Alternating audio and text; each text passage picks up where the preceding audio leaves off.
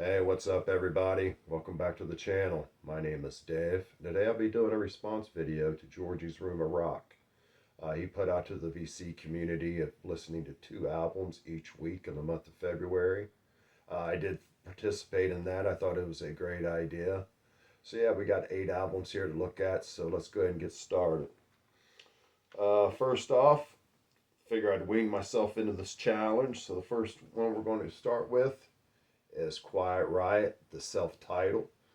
This is a 1978 CBS Records recording. This is the debut as well. Now, this is considered hard rock. I would consider this more rock than hard rock. It's just 70s rock. You got the first song on here. It's not so funny. If you was to listen to that, you wouldn't even think it was Kevin DuBrow. Sounds nothing like him. But on the next songs, Mama's Little Angels, you can definitely hear Kevin voice in that one. Also, Ravers and Demolition Derby. Them are two out. Them are probably my two favorite songs. Them are more hard rock songs, more guitar driven. But yeah, I probably picked this up. I'm guessing 15 years ago, so I probably haven't listened to this in 13 years. With that being said, I do like it more than I did originally, but it's probably something I won't pick up off the shelf a lot. I don't listen to a lot of Quiet Riot to begin with. But yeah, good to refamiliarize myself with this album, but it's probably something I'm not going to pull off the shelf a lot. Sticking with that same week, the second album I decided to listen to, 2001, Relapse Recordings, Rumpelstiltskin Grinder, Buried in the Front Yard. Yeah, this is crossover thrash from Pennsylvania, PA. This really never clicked with me when I picked this up. Being a 2001 release, I'm guessing it's probably been since 2003 since I've listened to this. With that being said, I did spend a lot of time with this week, and it still really didn't click with me like prior to. The hits off this album would be Stealing E.T. and Orange and Black Attack. But yeah, I do prefer, I think the front half of this album is much better than the back half. Going forward, it's probably not something I'm going to listen to a lot, to be honest. But it was good listening to it this week. Like I said, I spent a lot of time with it. But it's just still one of them albums I won't ever pick up off the shelf. Start with the second week. I figured I'd turn it up a notch, doing some getting into some thrash here. 2001, Slayer, God Hates Us All. I picked this up on release day. I was really stoked when this album came out, but to be honest, I was kind of disappointed in it. I do enjoy it now more than I did then, for sure. But with that being said, you got every bit of 20 plus years of since I've really spun this, to be honest. I tend to listen to a lot of the old Slayer material, the old 80s stuff. It's just so good. But yeah, I do enjoy this album. I'll definitely pick it. I'll definitely listen to it more now than prior to this challenge. Probably my favorite song on here would be New Faith. Uh, Killer guitar riff on that. You also have Bloodline. That's a real good song as well. But yeah, I enjoyed spending time with this. It's something I will listen to. But yeah, like I say, my go-to stuff is that old Slayer material. Anything prior to seasons, the best seasons, I always, that's what I tend to listen to be honest. I need to spend more time with newer Slayer material. All right, sticking with the thrash. 1985, Megaforce Records. SOD, Stormtroopers of Death. I'm sure everybody knows this one. This is not my original copy. Actually, my original copy was a recorded tape, to be honest. Discovered this band in 1987. It is very safe to say I probably haven't listened to this album since 1990. That is for sure. What can you say that hasn't been said about this? It's definitely not politically correct as far as lyrics goes, but it is just non-stop riffs from start to finish. Probably my favorite song on this would be Sergeant D. But yeah, this is nonstop riffs and nonstop laughs a lot of times, to be honest. But yeah, this is something I won't listen to probably going forward, but it just has that nostalgia value. So yeah, I would definitely keep a hold of that. SOD. What can you say that hasn't been said about that one? But yeah, I do enjoy that. Okay, sticking with the thrash. This is from 2010, Nuclear Blast Records. Forbidden Omega Waves. Uh, Obviously, it's Forbidden, so it's got great guitar work. But for me, when I listen to Forbidden, it's definitely the first two albums. Just really great stuff. This, like I say, once again, very good guitar work. This does have Russ Anderson on it as on vocals as well.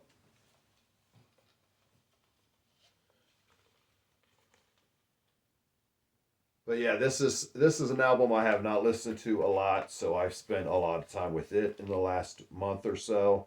It is a good album, but it is not an album that I will continue to go back to. This is not as heavy, obviously, being from 2010. But yes, it's a decent album. I do enjoy it more now than I did before, but it just don't have that hard hitting effect that the first two albums do. All right, third week. Keeping things going with the thrash. 1993. Anthrax, Sound of White Noise. John Bush's debut from Anthrax. This is a good song, or I'm sorry, this is a good album. But to me, this album has always felt like a Armored Saint album, just due to John Bush's vocals. I mean, you got some big hits on here. Only. I mean, Room for One More, that's a great song. This is not an exit. There's a lot of great songs on this. But yeah, this has always just sounded like an Armored Saint album to me, to be honest. But I do enjoy it. I did see them on this concert or on this tour as well. It's definitely weird hearing John Bush sing songs like Indians. But yeah, as far as Anthrax goes, is this an album that I'll probably pull a lot? No, but I don't ever listen to John Bush uh, material as far as Anthrax goes. I love Armored Saint, but for me, it just always sounded like an Armored Saint. I hate to say that, but yeah. I'm not a big fan of the guitar tone as well on this album. But yeah, this is an album that I'm glad I got to spin and listen to. But as far as Anthrax goes, it's not an album that I'm going to be spinning a lot for sure. Just because the older material is just so damn good. All right, wrapping up the last week. Here's an album I haven't listened to forever. Just because this band for me is workout material. And I don't work out anymore, unfortunately. But yes, Dying Fetus, Descend into Depravity. 2009 release. Uh, for me, when I think Dying Fetus, I think working out. I think of moving and shaking for sure. Uh, when it comes to working out, this is the band I've really always gravitated to. I really like this album. I know it's not as popular as some of the older material, but it is really, really good. I'm glad I've got to spend some more time with this during the week. But yeah, to be honest, the last thing I would need in my collection would be a Dying Fetus LP because I cannot listen to Dying Fetus and just sit there. I got to get up and move. But yeah, this thing is full of killer riffs. Uh, be honest, the Descendant, the title track is probably one of my favorite songs.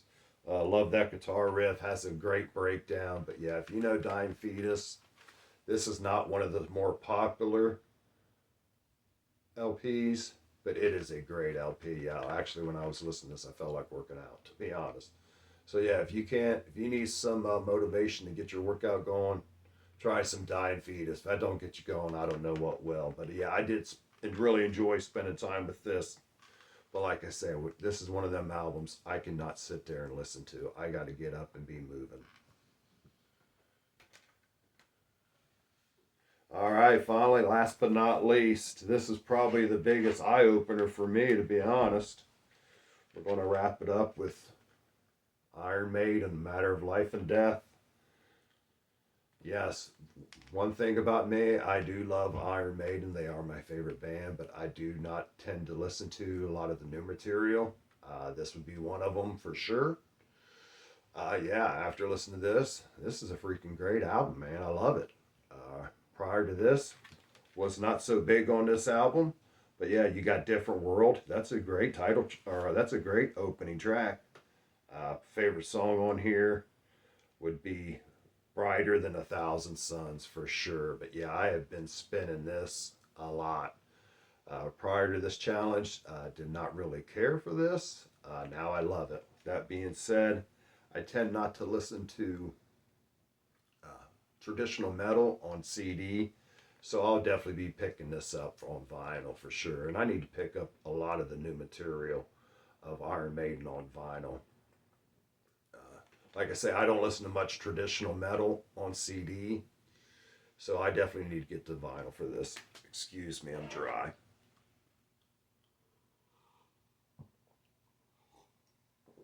Sorry about that. But yeah, this is probably my favorite record from this challenge and the biggest surprise from this challenge as well. But yeah, I do really enjoy this, and this album here is going to make me start spending more time with newer Iron Maiden, which I never do. If I listen to Maiden, it's usually somewhere in time or earlier. So yeah, I'll be picking these up on vinyl so I can listen to them more. But with that being said, I can't listen to vinyl right now due to my shoulder. Excuse me. But yeah, that's it, guys. There's my 8 albums for the month. I did really enjoy this challenge. I enjoyed listening to some of this material that I haven't listened to forever, and I got a ton more of CDs that's just sitting there collecting dust. But yeah, once again, I just want to thank everybody for taking time out of their day to watch my video. Please leave a comment. Let me know what you think about these albums, or maybe some of the albums you've been listening to that you haven't listened to forever.